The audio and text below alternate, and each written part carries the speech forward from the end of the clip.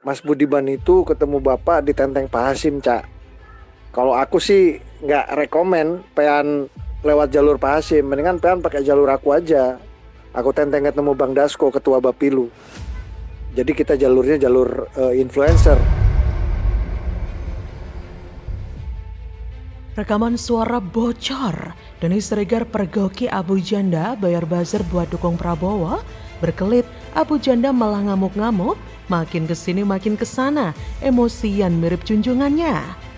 Halo, selamat datang di channel Redaksi Jurnal barengan JJ. Makanya nggak mungkin lah kucing garong tiba-tiba berubah jadi kucing manis, ya kan? Belum apa-apa gampar, belum apa-apa gampar. Hey, negara ini bukan punya bapak moyang loh. Hah? Gue seorang jenderal, gue seorang ketum partai, gue seorang ini, gue seorang itu. Apa yang gue perintah harus. Hah? Main tangan. Mau jadi pemimpin negara. Bercanda. Nggak lucu, say. Negara ini bukan milik bapak moyang lo. Apalagi bapak moyang lo orang yang pertama kali jual Indonesia ke asing. Abang tahu nggak, semua pendukung Jokowi yang tidak dukung Ganjar itu diserang abis-abisan sama hoax sama fitnah. Pak Menkominfo, Budiari, dan Projo difitnah terima 40M dari Pak Prabowo. Lah PSI dong, kita difitnah didanai oleh cendana dan kita adalah antek Tommy Soeharto. Budiman Sujatmiko difitnah terima 200M proyek dari Menhan. Dan yang terbaru adalah ya tentu saja hoax bahwa Pak Prabowo nampar seorang wamen. Kenapa pendukung Ganjar tuh kok jadi toksik gitu? Lebih kadrun daripada kadrun.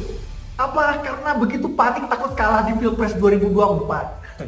Nggak tahu jawabannya, tapi yang jelas gue cuma mau minta pendukung Jokowi yang masih pendukung Jokowi itu jangan pernah main hoax dan fitnah. Karena kalau nggak, apa bedanya kalian sama kadrun? Dan kasihan Pak Ganjar dengan cara-cara kotor seperti ini. Hah?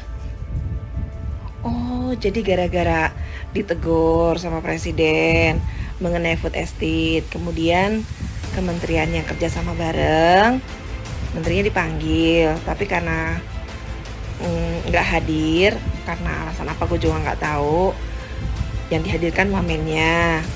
Terus terjadilah Wan Fei Hung, dang dung. Nggak berubah, Mas. Kucing garong aja, nggak bisa berubah jadi kucing manis. Pegiat media sosial Denny Siregar baru-baru ini membongkar kedok pembelot Permadi Arya alias Abu Janda lewat akun X pribadinya. Denny Siregar mengunggah sebuah video rekaman bahwasanya Abu Janda sedang menawari seorang influencer uang dengan syarat harus beralih mendukung Prabowo Subianto. Dalam rekaman tersebut, Permadi Arya juga menyebut nama Hasyim dan Dasko, yang mana yang satu adalah adik Prabowo dan yang satu ketua Bapilu. Dalam video tersebut juga memberikan fakta bahwasanya jika masuk dari jalur Noel Ebenezer, duitnya dari Hasyim. Jika masuknya dari Abu Janda, duitnya dari Dasko.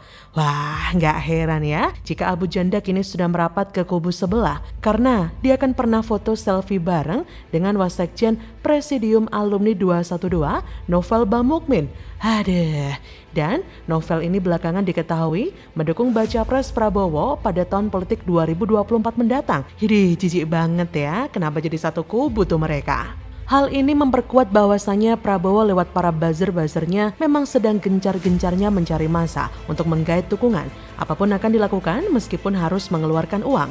Prabowo tambah serius demi menyambut keikutsertaannya untuk yang ketiga kalinya itu. Keseriusannya kali ini sepertinya berbeda dari yang sebelum-sebelumnya. Di dua hajatan sebelumnya, Prabowo diketahui akrab dengan kelompok dan ormas yang semangat bikin acara ijtima ulama hingga berjilid-jilid. Prabowo agaknya sekarang sudah mengubah arah manuvernya. Atau pura-pura ya. Atau setidaknya sedang menambah area jelajahnya. Prabowo sedang beralih ke pihak dan kelompok yang sebelumnya menjadi penentangnya. Ada Joman, ada Abu Janda yang sedang menjadi korban awalnya. Kita mungkin bertanya-tanya, ada apa sih ini? Bukan soal pindah dukungan saja, tapi siapa yang mereka dukung sekarang. Jokowi memang tidak lagi jadi capres, sehingga sah-sah saja mereka untuk mendukung capres yang mereka anggap paling layak untuk didukung. Tapi masalahnya, mereka tidak saja memuja sang mantan jenderal, tapi mereka juga mulai nyinyir pada Jokowi. Aduh, ini tuh yang bikin saya males banget. Hal itu tentu dilakukan hanya demi uang. Mereka awalnya idealis namun tergiur oleh tawaran entah dari mana. Atau mungkin terjerat hutang budi, sehingga beralih membela orang yang dulu mereka lawan. Idealisme yang luntur oleh harta, wanita, atau tahta. Sejak awal mereka adalah oportunis. Saat mereka tidak mendapatkan imbalan yang mereka harapkan atas dukungan yang diberikan, sontak mereka mencari tawaran yang menguntungkan. Di antara ketiga baca pres, mungkin kubu Prabowo yang paling tajir dan berani memberikan penawaran tertinggi. Penggemar teori konspirasi mungkin menyukai teori ketiga. Mereka adalah pion-pion Jokowi yang dikirim ke baca pres yang didukung Jokowi. Sebab tidak dapat memberikan dukungan secara langsung, keterikatan dengan partai, menjaga stabilitas politik, dan lain-lain. Maka Pak D mengutus mereka diam-diam. Sayangnya, kemungkinan ini sangat lemah. Logikanya kalau memang benar demikian, harusnya walaupun mereka mendukung Prabowo, mereka tidak akan nyinyir sama Pak D kan? Lagi pula, apa benar Pak D condong dan menilai Prabowo lebih berkualitas daripada Ganjar? Nah, melihat fakta-fakta di atas, tentu kita bisa menyimpulkan bahwa apa yang dilakukan oleh Abu Janda hanya demi cuan. Jejak digital memang kejam bro and sis. Masih ingat kan gimana dia memparodikan Prabowo kala itu? Tapi karena Gerindra dan Prabowo butuh suara, ya langsung saja diterima dengan senang hati si Abu Gosok itu. Minimal yang gak akan bikin malu Prabowo lagi, dan suaranya serta suara istrinya untuk Prabowo di Pilpres mendatang bisa didapatkan. Males ya. Jadi bagaimana menurut Anda? Silakan tulis komen Anda di kolom komentar. Ketika sesi Najwa Shihab yaitu memberikan cermin kepada 3 capres untuk Pilpres 2024 mendatang. Nah, di sini sangat unik sekali ketika yaitu capres-capres tersebut bercermin, ada yang menceritakan masa lalu, ada yang menceritakan yaitu tentang pesan orang tua, dan bahkan juga ada salah satu capres yang ogah bercermin. Padahal di sini cermin mempunyai filosofi yang sangat baik sekali, sangat bagus sekali untuk capres-capres pada Pilpres 2024 mendatang. Terlihat watak asli 3 baca pres. Refleksi di cermin, rakyat cuma Ganjar yang benar-benar tulus untuk Indonesia. Anies gaje ngalor ngidul, Prabowo sombong suka-suka gue. Halo, selamat datang di channel Redaksi Jurnal bersama JJ. Kapan lagi ngerjain Menhan kan? Bapak, saya ingin Anda berefleksi Pak Prabowo atas segala hal yang sudah Bapak lalui selama ini. Bapak jangan kemana-mana, Bapak.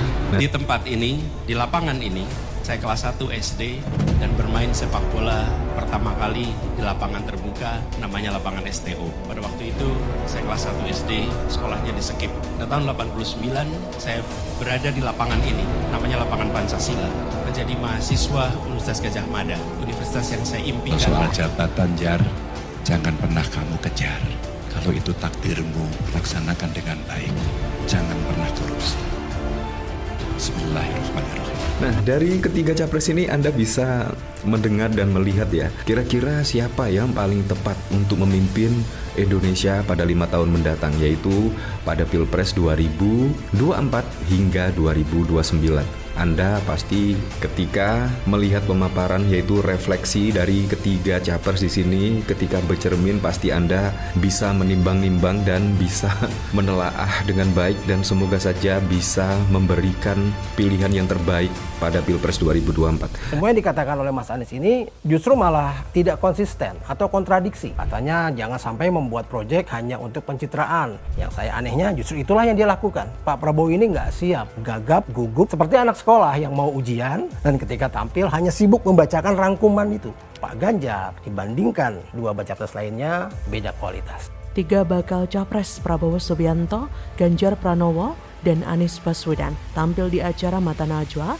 bertajuk 3 baca pres bicara gagasan yang digelar di Universitas Gadjah Mada atau UGM Selasa 19 September. Dalam acara tersebut ada satu momen di mana Anies, Ganjar, dan Prabowo diminta untuk merefleksikan diri di depan sebuah cermin besar yang diletakkan di atas podium. Najwa Shihab selaku pemandu acara meminta ketiga bakal capres berbincang dengan diri sendiri di depan cermin soal kilas balik perjalanan hidup mereka selama ini. Pesan dari orang tua, harapan mereka tentang Indonesia ke depan, serta apa yang menjadi pegangan mereka ketika terpilih menjadi presiden di Pilpres 2024 mendatang. Saat melakukan itu, Anies sempat terdiam sejenak, kemudian tertawa. Ia mengaku belum pernah berbicara dengan diri sendiri di depan cermin. Setelah berkelakar sejenak, mantan gubernur Jakarta itu kemudian menyampaikan refleksi diri di depan kaca. Bukannya menyampaikan harapan Indonesia ke depan, serta apa yang menjadi pegangan mereka ketika terpilih menjadi presiden di Pilpres nanti, Anies malah ngomong ngalor ngidul nggak jelas. Bahkan, baca pres satunya lagi, Prabowo Subianto, lebih parah. Prabowo menolak instruksi Najwa Shihab untuk melakukan refleksi sambil menatap cermin saat tampil di acara tersebut. Prabowo menolak menatap cermin saat diarahkan oleh Najwa Shihab. Prabowo menjadi baca pres terakhir yang menyampaikan gagasannya di acara tersebut. Ketua Umum Partai Gerindra itu hanya memberikan gestur hormat ketika berdiri di hadapan cermin besar yang sudah disediakan. Psikolog Hana Rahmi menilai sikap Prabowo tersebut menunjukkan kecenderungan penyangkalan alias denial. Ketika melihat pantulan diri, Prabowo punya ketakutan gagal seperti sebelumnya. Akademisi di Universitas Bayangkara itu mengatakan sikap penyangkalan itu muncul lantaran kegagalannya di masa lalu sehingga khawatir dikesankan menghayal terlalu tinggi. Dalam acara malam itu, Prabowo tampak ingin memperlihatkan kesan yang sama dengan baca pres lain. Bukan cuma denial, kata Hana, Prabowo juga menunjukkan sikap blocking dan boundaries atas dirinya. Penolakan berbicara di depan cermin dimaknai sebagai Prabowo yang enggan terlihat kurang atau punya kelemahan, terlihat sombong dan terkesan suka-suka gue, tidak menghormati Najwa sebagai tuan rumah sama sekali. Sementara itu, baca pres Ganjar Pranowo justru mengingatkan dirinya atas pesan mendiang kedua orang tua agar melaksanakan amanat dengan sebaik-baiknya dan tidak korupsi. Apa yang disampaikan orang tua kepada Ganjar, itulah yang terjadi saat ini pada Ganjar. Jadi tepatlah adegan bercermin itu sangat penting untuk melihat pelajaran masa lalu agar masa kini diperbaiki untuk masa depan. Saya rasa rakyat yang cerdas bisa melihatnya secara gamblang. Dari acara yang dipandu oleh Mbak Nana itu, dan dari semua capres yang hadir, hanya Ganjar yang sudah tepat melanjutkan estafet pembangunan Jokowi atau melanjutkan pekerjaan yang sudah dikerjakan Jokowi untuk Indonesia maju. Irama Ganjar malah bisa lebih cepat, insya Allah. Kalau kedua capres lainnya, yaitu Prabowo dan Anies, hanya memberikan janji dan harapan yang bersifat umum dan biasa-biasa saja. Apalagi rekam jejak Anies dan Prabowo sangat jelas banyak cacatnya. Sedangkan Ganjar, 2 periode menjadi gubernur dan juga 2 periode ada di DPR.